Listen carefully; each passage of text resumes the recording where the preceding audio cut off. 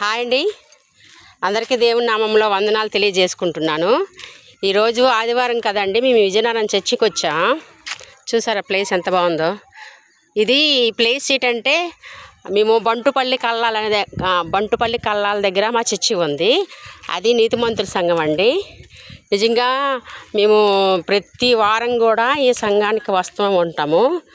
నిజంగా దేవుడు మాకు ఎంతో కృపణిస్తున్నారు. అందరూ అడుగుతుంటారు మాకు, రాజంలో చర్చి ఉంటుండగా మరి విజయనగరం ఎందుకు వెళ్తున్నారు అనేసి. చూడు ఎంత బ్యూటిఫుల్ ప్లేస్ అండి. కానీ దేవుడు మాకు ఈ యొక్క ప్లేస్లో చర్చి ఇచ్చారు, ఎంతో కృపణిచ్చారండి. మాకు ఈ సంఘానికి కూడా రానాడికి దేవుడు మాకు ఎంతో కృపణిస్తున్నారు. కానీ ఆ రాజంలో చర్చిలో ఉంటుండగా ఎందుకు ఎంత దూరం వస్తున్నారు అడుగుతుంటారు. కానీ ఇక్కడ నీతిమంతుల సంఘం ఉందండి, ఇక్కడ పరిశుద్ధుల సంఘం. అగో మా చెల్లి కూడా ముందు నడుస్తుంది కదా, మా సంఘం మీకు చూపిస్తాం రండి. నిజంగా మాకు ఎంతో ఈ యొక్క బంటుపల్లి కల్లాల దగ్గర మాకు దేవుడు చర్చి ఇచ్చాడండి. ఈ యొక్క నీతిమంతుల సంఘంలో ఎవరైనా రావచ్చండి.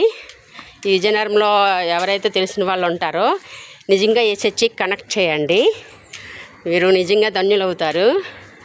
నిజంగా మనము యేసుక్రీస్తుని దించిన రక్తం ద్వారా కడగబడి నీతిమంతులమయ్యామండి. నిజంగా మనము ఎంతో ధన్యత పొందుకున్నాము. ఈ వాక్యం వినండి, వినటి వాళ్ళ విశ్వాసం కలుగుతుంది. నిజంగా మనము ఎంతో దేవుడు మనకి ఎంతో కృపనిచ్చారు. దేవుడు మనకి యేసుక్రీస్తుని ఇచ్చేసి అతని రక్తం ద్వారా, అతని శరీరము మన కోసం నలగొట్టడం ద్వారా మన పాపము పోయింది, అంతే కడగబడ్డా తెల్లగా అయింది. ఇగండి ఆ కనిపించినటువంటి చర్చే మా సంఘం అండి.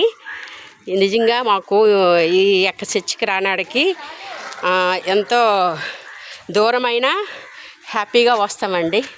ఎందుకంటే అక్కడ సంఘాలు ఉన్నప్పటికి కూడా అవన్నీ కూడా యేసుక్రీస్తు రక్తం ద్వారా యేసుక్రీస్తు వచ్చింది పాపాలన్నీ తీయనాడికి వచ్చారు. కానీ వాళ్ళు అన్నీ నమ్ముతారు, కానీ యేసుక్రీస్తు నా పాపాలన్నీ పోయి అవి తీసేశాడు, ఇంకా అతని రక్తం ద్వారా మా పాపాలన్నీ కూడా కడగబడ్డాయి, ఇంకా లేవు అనేసి నమ్మరండి.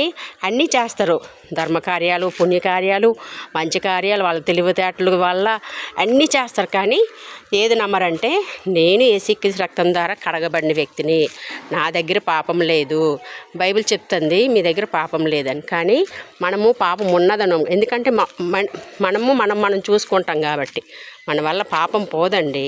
కాబట్టి యేసుక్రీస్తుని దేవుడు మన కోసం గిఫ్ట్గా పంపించాడు, మన కోసం చనిపోవడం కోసం. ఇంకా మరిన్ని వీడియోలతో మీ ముందుకు వస్తాను.